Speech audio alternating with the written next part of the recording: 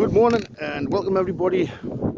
This is the Ghost Whisperer. I'm at the moment just up at downside Baskley Way on the walk. Take my little doggy for a walk. He's not very interested in this, but anyway, I thought I'd come up here and tell a few tales from this area. Now, some are going to be ghostly, some are just going to be sort of just interesting or weird. But it is a real nice place to come. If you come up here, there is a few car parking places. One where I've parked at is Wascley Station, and there is one further along at Rowley. And if you go along this way, there is one at what used to be the entrance to the reservoir at Wascley. Come up, check it out. It is real nice. Anyway, I'll tell you some of the stories. The first one is about a sword maker, or a family of sword makers who came to Consett, moved to Consett in about the 1600s. They came from Germany. At that time, the sword makers, one of the most famous sword making traditions was in Germany. Most of the guilds in Germany, their swords would be in all the royal families of Europe. Their swords were that good and the technique was that good. Everybody wanted one of their swords.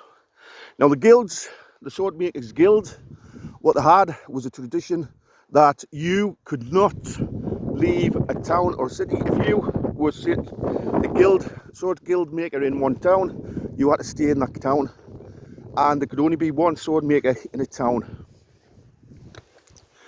You could never leave Germany because they didn't want the tradition or the skills of making swords to get out of Germany. It was a guarded secret and they didn't want anybody else to get it. One family did go. A young lad, he'd passed his guild and he had a bit shop. He couldn't set up shop anywhere because the town he was in had a sword making shop. He could work for the sword maker, but he couldn't set up his own business. So eventually he decided to set forth and go somewhere else. What he did, he snuck away one night, eventually got on a boat and got transport over to England.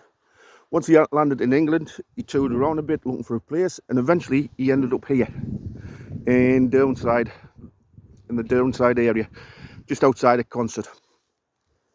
Now when he came here, he found that in the hillsides there was seams of coal and also there were seams of iron.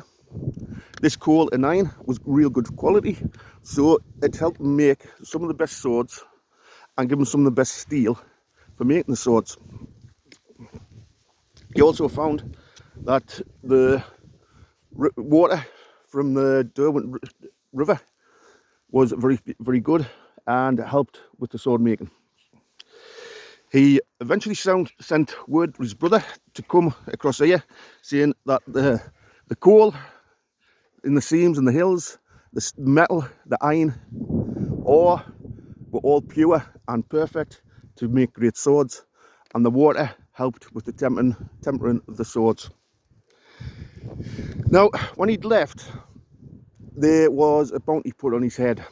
The guild makers were not very happy that he'd left, and so assassins was sent to kill him. His brother, when he got this message, decided he was going to leave as well, so again he had to sneak away, and he eventually ended up here as well. The assassins eventually did find him, and they were going to kill him, but the sword makers pleaded with them that yes, they were making swords, but the tradition was there could only be one sword maker in a town or county, and they were in County Durham, near to Consett, so could they not be the only sword makers in County Durham? Eventually the guild agreed to this and they were left. That ransom what we put on the heads was taken off, and these became the only German sword makers in Britain. They made swords for all the royal family. They made swords for many royal families in and around Europe. And the last sword maker from that family, he died in the 1900s. Now, before he died, he sold and passed on the technique to another family, another sword making family, and he passed his technique on. Now, the family, the guild, or the crest, what the original family used, you may be familiar with. It was two crossed swords. Yes, that is right, the two crossed swords. The family, what was eventually the tradition was sold to, was the Wilkinson sword. The Wilkinson family, which became Wilkinson sword, the two crossed swords, they were from Germany, and from that family who originally came over here. So if you're having a shave this morning and you are doing a wet shave, chances are, if it's a Wilkinson sword, that originally came from, or the technique originally came from around here. Hope you enjoyed that one. I will be doing another one in a minute. So this will go on to the Facebook page and my YouTube channel. I hope you enjoy it.